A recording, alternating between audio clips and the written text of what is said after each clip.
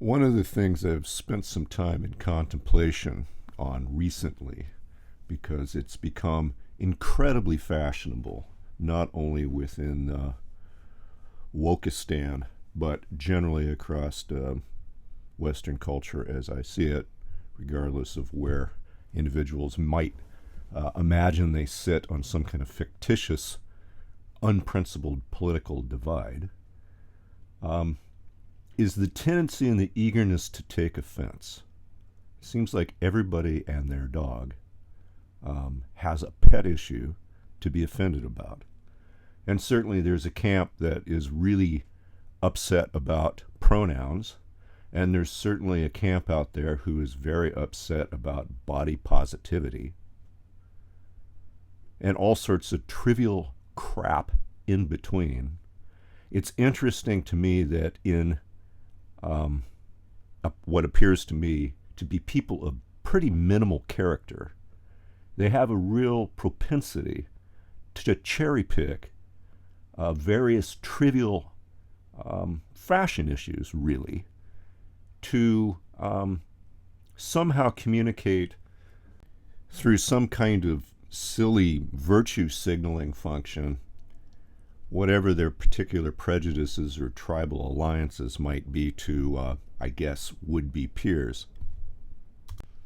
But there is some glaring and obvious irony here, if it's irony.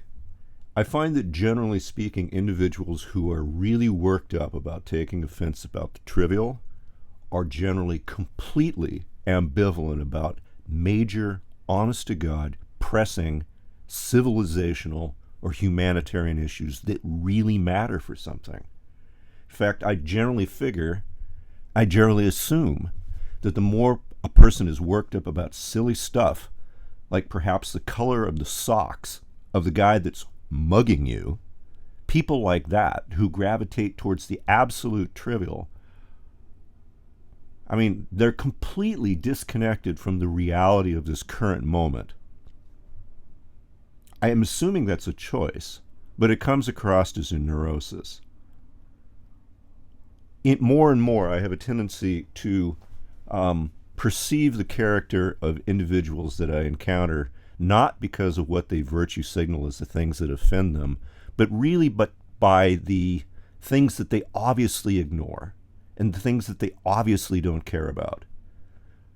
There's certainly something really wrong with people who can ignore issues of existential threat and then be worried about stuff that is that silly. And I have great advice for individuals who have a tendency to get their knickers in a twist about really silly, trivial stuff. And they absolutely know how to do what I'm about to suggest. And it is this: turn the other way. Most people in our culture are astonishingly good at ignoring real injustice, real harm, real destruction, real genocide. We're really, really good at ignoring that. If you are capable of ignoring issues of that nature, if you are capable of ignoring a systematic destruction of the biosphere, like if you can do that, you know what? You can ignore a pronoun. You can ignore a fat chick in ugly pants. You can do that. Because ignoring is part of your forte. Like it's a major skill that you've spent a great deal of time and effort perfecting. Just expand it a little bit. And guess what? Your life will be offense-free. Just magically like that. But while being comfortable, it's probably also a very shallow, superficial, and stupid way of going about your life. It isn't really so much the things that we notice in life that make us who we are, but the things that we are blind to, especially things that we deliberately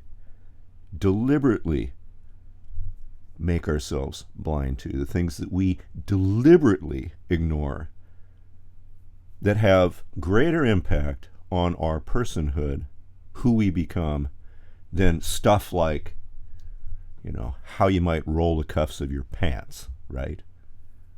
But of course, to be superficial is a hell of a lot easier.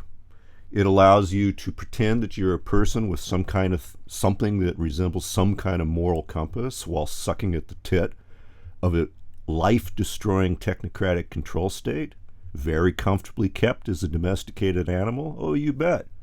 You get to pretend that you're a good person too.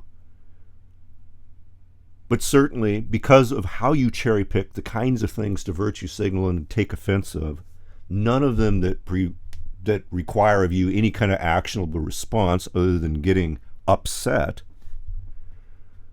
it's pretty easy to keep your tummy settled and to go about your business and to slave away maintaining the status quo. It'll work for you as long as it does.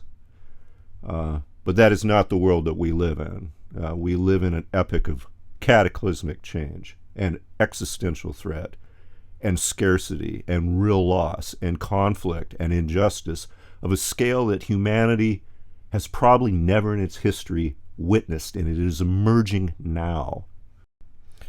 And I would add to that any individual who has the class privilege where they can actually insulate themselves and are so incredibly isolated in their lives as to be an individual privileged enough to be only offended by the most silly and trivial and unimportant of issues.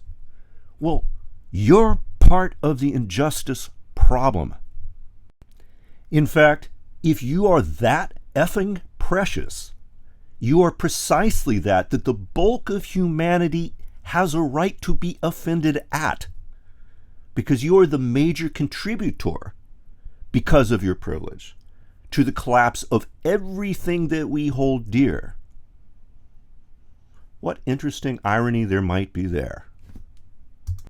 Perhaps that observation might provide for us the opportunity for some personal reflection. There is a general principle in ethics, or simple practical actionable strategy, where if you are dealing with some kind of problem, conundrum, failure, or whatever, the intelligent individual who is actually interested in solutions will attack the most egregious element first. It would be foolish, and we could obviously understand, even if we were a backyard mechanic, that if you say had an engine in your vehicle that had thrown a rod, say, or the cylinder head had cracked, it would be foolishness to be painting the valve covers first. There is absolutely no reason to detail a broken engine, is there? Well, we can take that message to other parts of our lives and how we look at civilization or society as a whole. There is no point in embellishing something that doesn't work. Only individuals who are not connected to the failure of the larger system are interested in that. Desperate people want solutions. And for myself, living in one of the more prosperous cities on the planet, I am truly astonished at the privilege that surrounds me most of the time. People, again, across the imaginary ideological divide, taking offense everywhere in a culture where we are still digging up thousands of indigenous kids that were thrown in ditches. Thousands of them. We're talking about a culture where there is not clean drinking water for a whole lot of people. We're talking about a culture where there is erosion of minimum wage. There is an erosion of standard deductions. There is economic insecurity. There is food insecurity rising across the country at an unprecedented rate. I can't take an individual seriously who can ignore things like mass graves of kids and worry about pronouns or positivity or any other kind of fetishy kind of idea. If we want to evolve, move forward, solve problems, the low-hanging fruit is that at the bottom. It takes less in terms of resources to elevate the weakest among us, and there is more gain in that than anything else.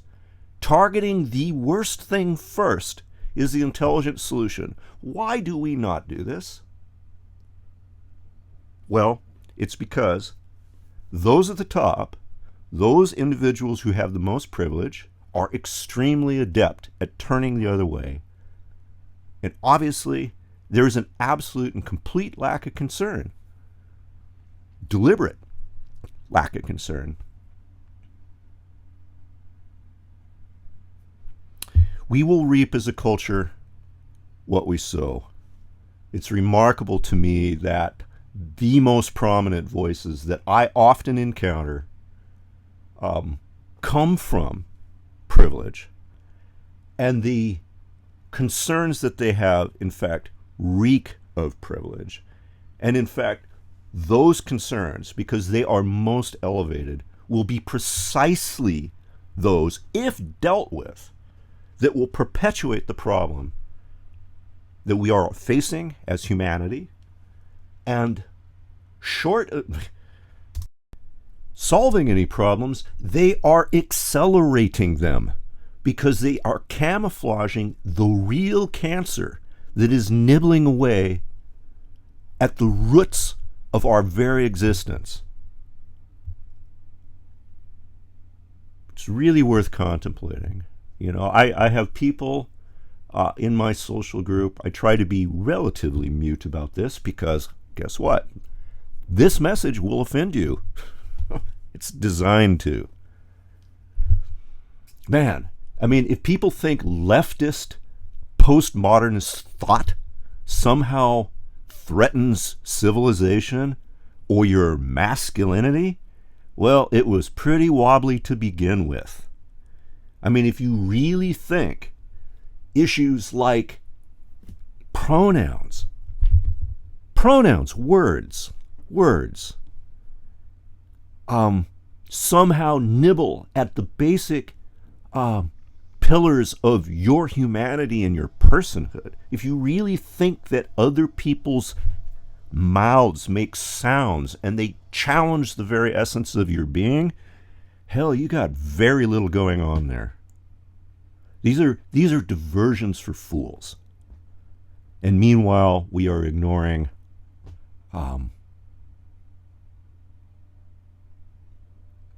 we are ignoring exactly that which is essential. And while we continue to dabble with these silly, childish things, we ensure that our fate will be catastrophic. Anyway, something to really think about. It's a rant. Let's get real, okay? Let's attack the real issue. Let's become aware not so much of the things that offend our eye, but the things that we choose to be blind of. It makes us better. Cheers, people.